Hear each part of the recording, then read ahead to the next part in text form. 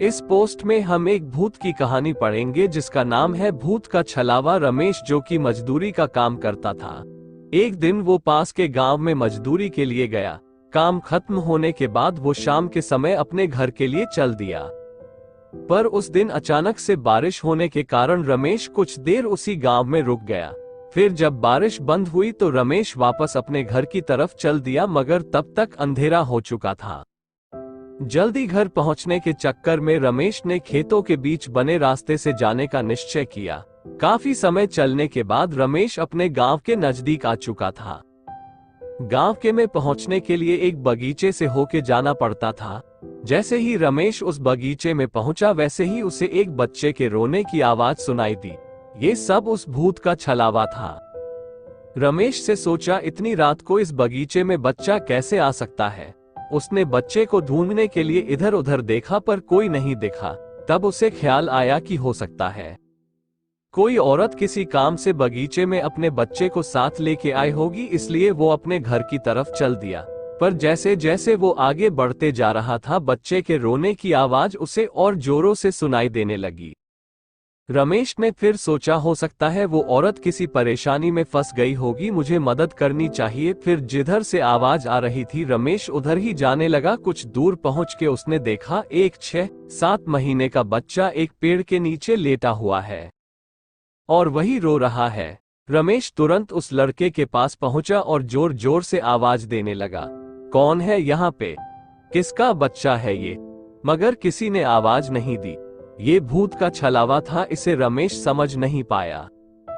रमेश ने सोचा, शायद इसकी माँ यही आसपास कहीं बेहोश हो गई होगी, इसलिए बोल नहीं रही। फिर रमेश ने पूरे बगीचे को छान मारा, मगर उसे वहां पे कोई भी नहीं दिखा। अब रमेश ने गुस्से में चिल्लाया, कौन यहाँ बच्चा रख के चला गया है। मगर किसी की आवाज नहीं आने के कारण रमेश ने वही रुकने का फैसला किया कि देखता हूँ कौन यहाँ अपने छोटे से बच्चे को रख के चला गया है। थोड़ी देर में तो आ ही जाएगा, फिर उसे डांटूंगा। मगर काफी देर बीत जाने के बाद भी उस बच्चे को लेने के लिए वहां पे कोई नहीं आया। अब रमेश समझ चुका था कि शायद कोई जानबूझ के अपना बच्चा यहाँ पे छोड़ के गया है। तब रमेश ने उस बच्चे को गोद में उठाया और घर की तरफ चलने लगा। रमेश रास्ते भर चिल्लाते हुए जा रहा था, कैसे कैसे लोग रहते हैं यहाँ पे, अपने ही बच्चे को अकेला छोड़ के चले गए। गुस्से से वो पूरे रास्ते बड़बड़ाते हुए जा रहा था। तभी रमेश को ऐसा लगा कि उसे चलने में दिक्कत हो रही है, क्योंकि बच्चा बहुत भारी लग रहा था। मगर रमेश घर पहुंचने की जल्दी में और तेज चलने लगा कि काफी रात हो चुकी है, जल्दी इस बच्चे को लेके घर पहुंचा जाए। कुछ कदम चलने के बाद रमेश को ऐसा महसूस हुआ जैसा बच्चे का वजन बहुत ही ज्यादा बढ़ चुका है और वो बच्चे की उठा के चल नहीं पा रहा था। जैसे ही रमेश ने बच्चे की तरफ देखा, उस बच्चे की एक आंख बाहर की ओर लटक रही थी और उसके पैर जमीन तक टच होने ही वाले थे और बच्चा रमेश को देख के हंस रहा था। रमेश इतना देखते ही डर के मारे उस बच्चे को फेंक दिया। फेंकने के बाद वो बच्चा जमीन पे नहीं गिरा, बल्कि जमीन से थोड़ा ऊपर ही लटकने लगा और जोर जोर से हंसते हुए बोला, क्या हुआ, मुझे अपने घर नहीं ले जाएगा। तू पूछ रहा था ना कि मैं किसका बच्चा हुआ, थोड़ा देर और गोद में रखता तब तुझे बताता किसका बच्चा हुआ मैं।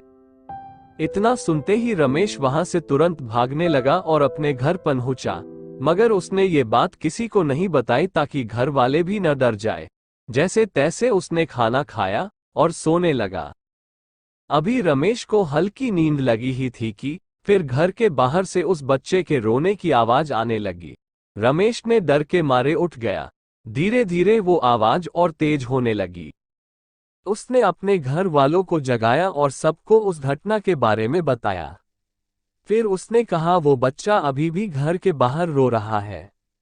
मगर बच्चे के रोने की आवाज किसी को सुनाई नहीं दे रही थी, वो आवाज बस रमेश को ही आ रही थी। उसके बाद रमेश के घर वालों ने गांव के ही एक बाबा को बुलाया, जिन्होंने रमेश का इलाज किया और उसके होंठों में धागे बांधे, जिसके बाद रमेश को उस बच्चे के रोने की आवाज आनी बंद हो गई। फिर रमेश उस रात आराम से सो पाया।